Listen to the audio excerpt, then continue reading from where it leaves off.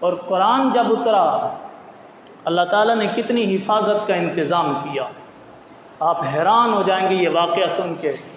میرے نبی صلی اللہ علیہ وآلہ وسلم کی آمد سے پہلے، آپ کے اعلان نبوت سے پہلے، یہ شیاطین جنات، یہ خبیث شیاطین، یہ ایک دوسرے کے اوپر چڑھ جاتے یوں، اور پہلے آسمان تک چلے جاتے اور اپنے کان آسمان کے ساتھ لگا لیتے۔ اللہ تعالیٰ زمین کے متعلق، اہل زمین کے متعلق جو فیصلہ فرماتا ہے، تو وہ فیصلہ جب نافذ ہوتا ہے تو اس فیصلے کے نافذ ہونے کے کئی طریقے ہوتے ہیں۔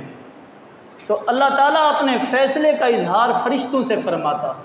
وہ فرشتے نچلے والوں کو بتاتے، وہ اس سے نچلے والوں کو بتاتے، وہ اس سے نچلے والوں کو بتاتے، یہاں تک کہ اس آسمان پر جو فرشتے ہوتے وہ جب ان تک یہ بات آتی کہ اللہ کا یہ فیصلہ ہے، اللہ کا یہ ارادہ ہے، اللہ یوں کرنا چاہتا ہے، تو یہ کان لگا کے سن لیتے۔ اور سننے کے بعد یہ کاہن ہوتے تھے، عرب کے کاہن، قرآن مجید نے یہ لفظ ان کے لیے استعمال کیا، جیسے ہمارے ہاں بھی ہوتے ہیں جو مستقبل کی باتیں بتاتے ہیں کہ مستقبل میں یہ ہونے والا ہے، مستقبل میں یہ ہونے والا ہے۔ آپ اسے کہیں کہ آج کل کے لوگ تو اٹکل پچو لگاتے ہیں نا، کوئی علم العادات سے، کوئی جو ہے ستاروں کی چال سے، کوئی کسی اور طریقے سے، کوئی فال سے، کوئی رمل سے بتاتا ہے کہ آگے کیا ہونے والا ہے، لیکن یہ سب اندازے ہیں، یاد رکھیے گا، یہ سب اندازے ہیں۔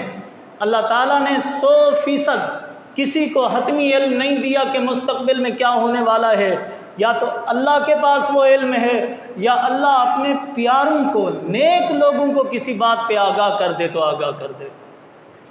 ہر ایک کو یہ نہیں آتا۔ تو وہ جنات کاہنوں کے پاس آتے اور ایک دو قسم کی جو باتیں سن کے وہاں سے چرا کے لے آتے تھے، وہ آ کے بتاتے یوں ہونے والا ہے۔ لوگ ان سے پوچھنے آتے کاہنوں سے کہ اب آگے کیا ہوگا، میں سفر کرنے جا رہا ہوں فلاں ملک کا، کیا ہوگا۔ اگر ان کے پاس کوئی بات ہوتی ان جنات کی پہنچی ہوئی تو اس میں 10 باتیں اور ملاتے اور بتا دیتے کہ تمہارے ساتھ یوں بھی ہوگا، یوں بھی ہوگا، یوں بھی ہوگا، یوں بھی ہوگا۔ اور ان میں سے ایک بات وہ بھی ہوتی جو ان کے جنات آ کے بتاتے تھے، جب وہ جاتا اور ایک بات سچی ہو جاتی تو باقی 10 باتوں کو بھی وہ سمجھتا تھا کہ یہ بھی کیا ہو جائیں گی، سچی ہی ہوں گی۔ تو یوں ان کی دکانداری چلتی تھی کاہنوں کی۔ لیکن رب العالمین جل شانہ نے جب اپنے پیغمبر پر، جب اپنے نبی پر قرآن نازل کرنے کا ارادہ کیا، جب اللہ کے نبی صلی اللہ علیہ وآلہ وسلم غار حرا میں تشریف لے جانے لگے، تو رب العالمین جل شانہ نے اپنے کلام کو، اپنی کتاب کو، اپنے الفاظ کو باطل سے محفوظ رکھنے کے لیے، شیاطین کی شرارتوں سے محفوظ رکھنے کے لیے رب العالمین جل شانہ نے ایک ڈیوٹی لگا دی شہاب ثاقب کے متعلق۔ یہ جو آسمان کے ستارے ہیں، شہاب ثاقب کے متعلق یہ ڈیوٹی لگا دی گئی کہ اب جب یہ جنات آئیں ایک دوسرے کے اوپر چڑھ کے اور آسمان کے قریب پہنچیں تو ان کو شہاب ثاقب ان کا پیچھا کریں اور آگ کی طرح ان پہ لپکیں اور ان کو جلا ڈالیں، ان کو جلا ڈالیں۔ لہٰذا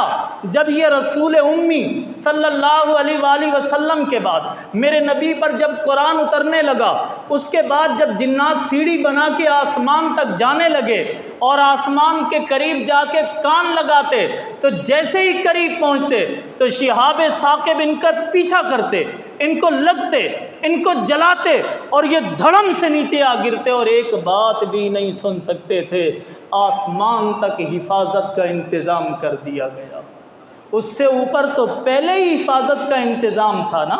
یہ وہاں تک یہ چوری کرنے جاتے تھے، وہاں تک بھی انتظام کر دیا گیا۔ سورہ جنات میں خود جنات اعتراف کر رہے ہیں، وَأَنَّا لَمَسْنَا السَّمَاءَ فَوَجَدْنَاهَا مُلِئَتْ حَرَسًا شَدِيدًا وَشُهُبًا، حرسن شدیدا وشہبا۔ جب ہم آسمان کے قریب پہنچتے ہیں تو شہاب ثاقب آگ کے بھرے ہوئے تارے اور گولے ہم پہ گرتے ہیں اور ہمیں جلا ڈالتے ہیں۔